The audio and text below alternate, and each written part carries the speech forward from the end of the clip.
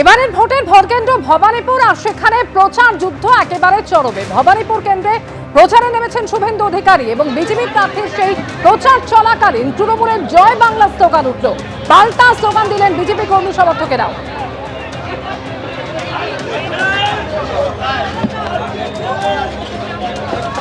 এবারের ভোটে একেবারে হাই ভোল্টেজ কেন্দ্র এই ভবানীপুর, যেখানে মমতা বন্দ্যোপাধ্যায় এবং শুভেন্দু অধিকারীর দ্বৈরথ হতে চলেছে। আর তার আগে প্রচারেও উত্তেজনা ছড়ালো। শিবাশিস মৌলিক সরাসরি এই মুহূর্তে রয়েছেন আমাদের সঙ্গে। শিবাশিস, শুভেন্দু অধিকারীর প্রচার চলছিল, ঠিক কি ঘটলো তখন? একদমই তাই। দেখো, ভবানীপুর বিধানসভা কেন্দ্রের অন্তর্গত 82 নম্বর ওয়ার্ড চেতলা এলাকা, যেখানে আমি দাঁড়িয়ে রয়েছি, এখানেই বাড়ি বাড়ি প্রচার সারছেন বিরোধী দলনেতা শুভেন্দু অধিকারী। এবং দুর্গাপুর ব্রিজের চেতলার দিকের যে অংশ, সেখানে আজকে যে প্রচার শুরু করেন শুভেন্দু অধিকারী, তিনি আসামাত্র যা দেখা গেল, ঠিক উল্টো দিকের রাস্তা থেকে সেখানে জয় বাংলা স্লোগান দেওয়া হলো। এবং যদিও শুভেন্দু অধিকারী তা গুরুত্ব না দিয়েই তিনি বেরিয়ে আসেন এবং তিনি তার প্রচার শুরু করেন।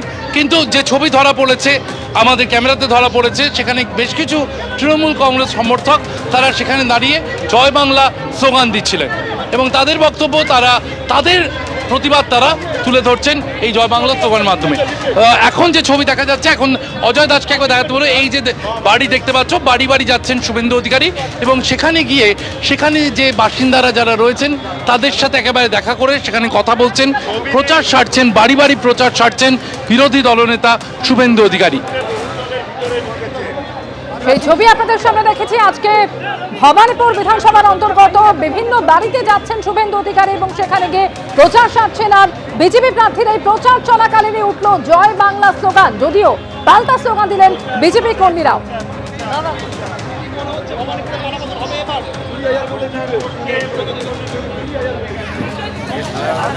এর আগেও আমরা দেখেছি নন্দীগ্রামেও শুভেন্দু অধিকারীকে লক্ষ্য করে এভাবেই জয় বাংলা স্লোগান উঠে।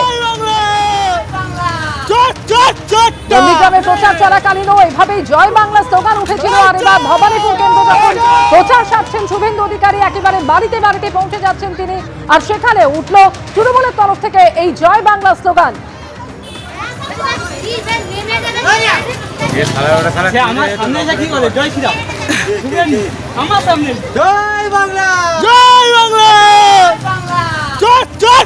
আমার এমএলএ অফিসে সবাই পরিষেবা পেয়েছে, এসব করে লাভ নেই। এবারে হবে না ভাই, 21-এর মতো করতে দেবো না, এই বলে দিলাম। আমার অধিকার আছে প্রার্থী সবার কাছে আবেদন করার। এইগুলো করেন বলে তো সাউদ্দিনরা জেল খাটে 1.5 বছর করে। সে যে বলেছে সে তাকে বুঝে নেবেন। আমার সঙ্গে সবার সম্পর্ক ভালো, লজ্জা লাগে না এদের একটু? না না, মেয়ে মহিলারা কিছু বলে। আমার এমএলএ অফিসে সবাই পরিষেবা পেয়েছে, এসব করে লাভ নেই। এবারে হবে না ভাই, 21-এর মতো করতে দেবো না, এই বলে দিলাম।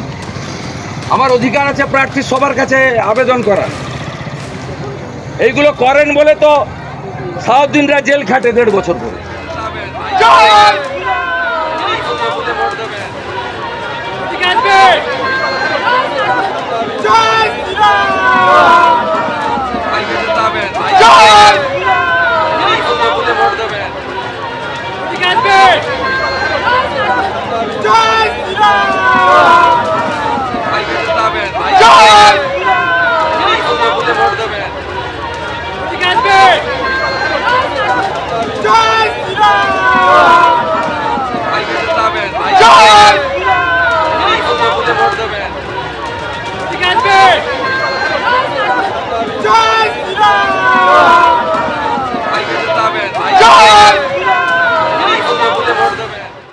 এবিপি আনন্দ, এগিয়ে থাকে, এগিয়ে রাখে।